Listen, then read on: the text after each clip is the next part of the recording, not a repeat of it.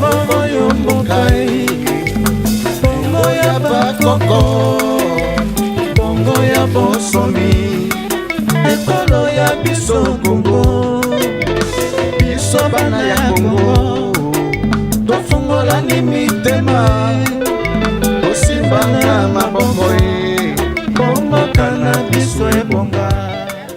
À la site où nous sommes, c'est le site Air Congo Cap Sud. Donc on fait des activités agricoles. À travers ces activités, le fruit qu'on récolte, c'est ce qu'on aide les orphelins, comme on était là hier. Donc il y a déjà des hectares. 1 hectare c'est prévu, c'est pour ces orphelins que nous aidons de temps en temps. On va débuter déjà le cerclage pour... Vous avez vu quand même les images, il y a quand même des patates douces. De patates. C'est un site agricole que nous exploitons ensemble avec Air Congo Cap 7. Sur les 12 hectares exploités, nous avons dit que nous avons 2 hectares. On a déjà planté 2 hectares de patates douces, plus 1 hectare de manioc pour faire 3 hectares avec lesquels on a commencé pour chercher la base de l'autofinancement pour nos actions que nous menons de gauche à droite chez les orphelins et autres, les gens que nous aidons. Donc c'est avec ces ressources-là qui continuent notre ressource d'autofinancement. Mais nous avons encore besoin de faire des grandes étendues. On a besoin de partenaires qui peuvent nous soutenir financièrement pour que nous puissions atteindre nos objectifs attendus. De faire des grandes étendues pour nourrir même la ville de Kinshasa. Il nous faut donc la volonté est là, mais il nous faut des moyens pour faire des grandes exploitations, des grandes étendues. C'est comme ça qu'on a commencé avec Air Congo Cap 7 à financer des petites exploitations telles que là. Nous sommes sur les champs de manioc, 1 hectare de manioc qui va être bientôt au mois de juillet, septembre, commencer à faire la récolte de ces maniocs-là, qui une partie sera destinée aux orphelinats, une partie sera destinée à la vente pour s'autofinancer les périodes agricoles qui viennent. C'est vrai qu'il y a une volonté de la commune d'Évreux, cette commune qui est située en France, à peu près à 50 km de Paris, 90 km du Havre, 100 km de Deauville. Nous allons fêter le 25 mai prochain une manifestation qui s'appelle la Fête de la Fraternité, qui regroupe à peu près une quarantaine de communautés. Et cette année, la RDC sera mise en honneur. Donc c'était aussi une manière de venir constater, voir cet argent qu'on a mis en place pour pouvoir travailler, ce que ça a produit. Alors bien entendu, comme le dirait l'agro, nous avons encore besoin d'aide.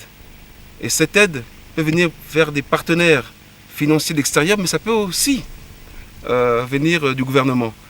Nous avons entendu dernièrement les vœux de notre président Félix Tshisekedi, qu'il expliquait qu'il avait une volonté du point de vue social, du point de vue alimentaire, du point de vue économique, de développer ce pays. Je pense que nous rentrons, nous, dans cet axe, sur l'agriculture, sur les maraîchages, et peut-être aussi, du point de vue économique, à créer de l'emploi demain. Alors, j'aurais envie de dire, voilà, nous présentons ces petites choses-là, et tout ce que nous attendons, c'est demain d'avoir un appui, un accompagnement, aussi bien des bailleurs de fonds, qui est éventuellement peut-être du gouvernement qui va se mettre en place sûrement dans les mois qui vont arriver. Nous avons apporté ici aussi quelques graines là, de noix de cajou, en arcadier, qu'on va essayer de voir avec l'agronome pour voir s'il y a une possibilité de pouvoir produire ce genre de fruits sur cette terre du plateau. Il y a ça, on a ramené aussi quelques graines de céréales, des différents modèles qui ont été travaillés génétiquement parlant, pour pouvoir produire sur cette terre du plateau. Dans un espoir à long terme, peut-être de pouvoir disposer, je ne sais, peut-être de 100 hectares, 300 hectares pour pouvoir essayer d'exploiter un maximum et, à la même occasion, peut-être créer de l'emploi pour les habitants de ce village de Mato et peut-être aussi aider le dispensaire qui n'est pas très loin. Pourquoi pas demain construire une école très près d'ici. Quand vous entendez madame qui l'expliquait tout à l'heure, les enfants sont obligés de faire quasiment par moment entre je ne sais plus combien, 15 km à pied pour aller à l'école. sans véhicule ni rien. Alors, si jamais on peut peut-être, imaginons que sur cet emplacement de 12 mètres, de 12 hectares, qu'on arrive à récupérer peut-être 1 ou 2 hectares, qu'on puissions construire une école à cet endroit-là, ça serait peut-être plus simple et on aura la facilité peut-être pour les parents de venir s'investir sur nos champs, puisqu'ils auront l'école des enfants ne serait pas très très loin de là où ils pourront exercer leur activité.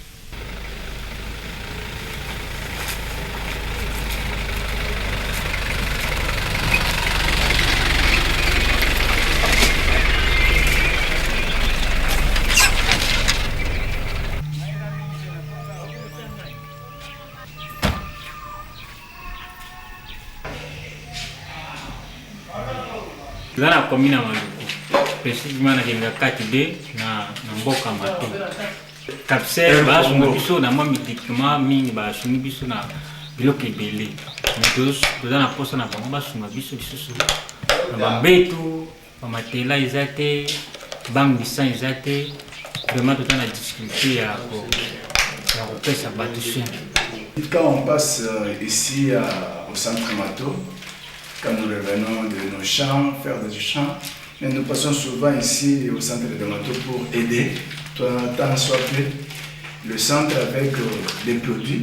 L'autre fois, quand nous sommes venus, on a donné un grand lot de produits et quelques appareils pour servir de cet hôpital. Nous reviendrons encore pour d'autres choses avec Air Congo Cap-SED souvent. Quand M. Stéphane vient de l'Europe, il ramène avec nous quelques produits, quelques appareils comme on a fait aujourd'hui pour aider le centre